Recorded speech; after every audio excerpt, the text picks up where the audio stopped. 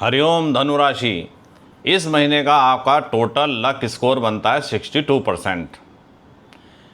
आज हम आपको लेके आए हैं कुछ ऐसे उपाय जो कि धनु राशि वालों के लिए इस महीने में करना बहुत आवश्यक है। मंगल पूरे महीने छठे भाव में है, प्रतिस्पर्धा और शत्रु नेचुरली दब रहे हैं, कार्यस्थल पर रास्ता साफ हो रहा है। शुक्र 5 जुलाई से 9वें भाव में है, लगन के बिल्कुल पास, व्यक्तित्व और भाग्य दोनों सक्रिय होते हैं। बृहस्पति 8वें भाव में है, छिपे हुए लाभ और अचानक सकारात्मक विकास संभव है। सूर्य 16 जुलाई तक 7वें भाव में है। पार्टनरशिप और सहयोग हाईलाइटेड है। इस महीने का जो लक स्कोर कैसे बिजनेस में, नौकरी में, पैसे में, फाइनेंस में, प्रेम में और हेल्थ में कैसे वेरी करता है, आइए अब उस पर चर्चा करें। और अगर आपने अभी तक इस चैनल को सब्सक्राइब नहीं किया है तो इसको सब्सक्राइब करना ना भूलिए। नौकरी वालों के लिए इस महीने का कैरियर लक बनता है 64%। पूरे महीने मंगल आपके छठे भाव में है। जो भी कार्यस्थल पर प्रतिस्पर्धा या राजनीति थी वह नेचुरली दब रही है, आपका रास्ता साफ हो रहा है। जो लोग लगातार मेहनत कर रहे थे उन्हें इस महीने में पहचान मिलने के चांस हैं। सूर्य 16 जुलाई तक 7वें भाव में किसी सीनियर सहकर्मी या प्रोफेशनल पार्टनर के साथ सहयोग या प्रोजेक्ट ज्वाइंट मिलने की संभावना है। ये विंडो आपके लिए बेस्ट है। 5 जुलाई के बाद शुक्र 9वें भाव में लक और भाग्य कैरियर का सपोर्ट करने लगते हैं, लेकिन 17 जुलाई के बाद सूर्य 8वें भाव में कैरियर फिर दोबारा से दबाव में आ जाता है। कोई छिपा हुआ कार्यस्थल का मामला सतह पर आ सकता है, आपका एक्सप्लेनेशन कॉल हो सकता है। इसलिए इस महीने का जो कैरियर मूव है वो 16 जुलाई से पहले आपको करना बेहतर रहेगा।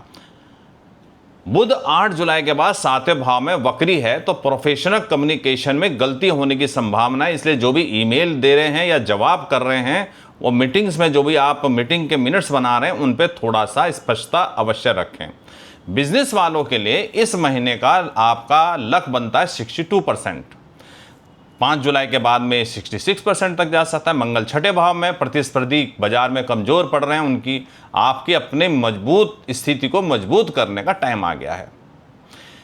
शुक्र 9वें भाव में लक और भाग्य बिजनेस निर्णयों का आशीर्वाद देते हैं। 5 जुलाई के बाद नए क्लाइंट्स के अवसर नेचुरली आने के चांस हैं।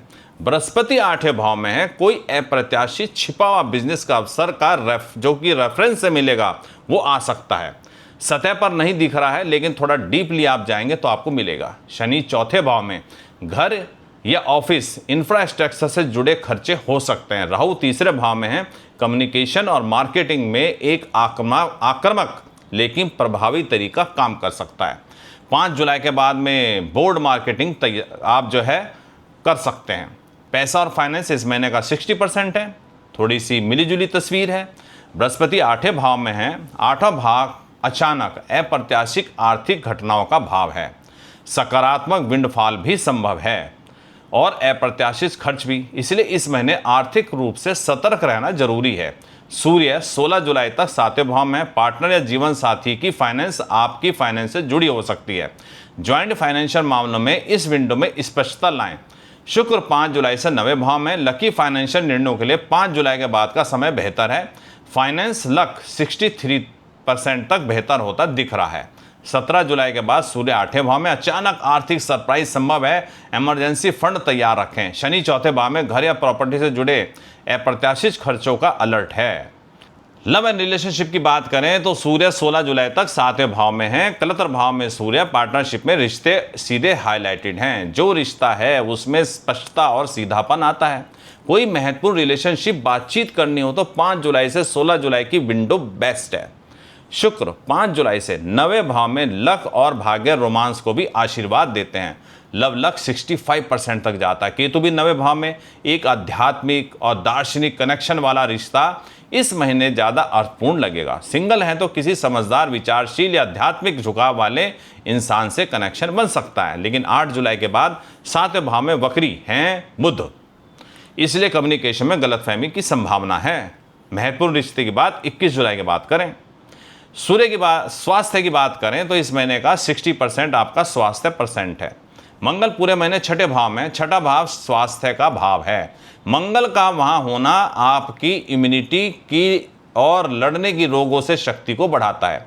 प्रतिस्पर्धियों की तरह बीमारियां भी इस महीने नेचुरली दबेंगी। कुछ बीमारी आपको हो सकती हैं, लेकिन आप उससे बाहर आ जाएंगे। धनु के लिए जुलाई एक सकारात्मक बिंदु है, लेकिन बृहस्पति 8वें भाव में कोई छिपा हुआ पुराना मुद्दा सतह पर आ सकता है, इग्नोर ना करें। अपने टेस्ट वगैरह परफेक्ट करा लें। मानसिक तनाव और ओवर थिंकिंग का थोड़ा समय दिख रहा है। शनि 4थे भाव में तो घर का माहौल भी, पारिवारिक तनाव भी आपके स्वास्थ्य पर असर डाल सकता है। आइए अब देखते हैं इस महीने आपको कौन कौन से उपाय करने चाहिए। एक तो पीले रंग के जो कपड़े पहनकर साधु घूमते हैं, उनसे आपको अपनी दूरी बना के रखनी है। अपने फादर के कपड़ों का प्रयोग करें, वो अपने पलंग का प्रयोग करिए। कोई भी भिखारी आपके दरवाजे पर आए, वो खाली हाथ नहीं लौटना चाहिए। और अगर घर के पास कोई मंदिर है, गुरुद्वारा है, जहाँ पे भंडारा चल रहा हो, तो वहाँ पे आलू, घी, दही, ये आप सोमवार या शुक्रवार का दिन है तो बहुत अच्छा, वहाँ दान जरूर करिएगा।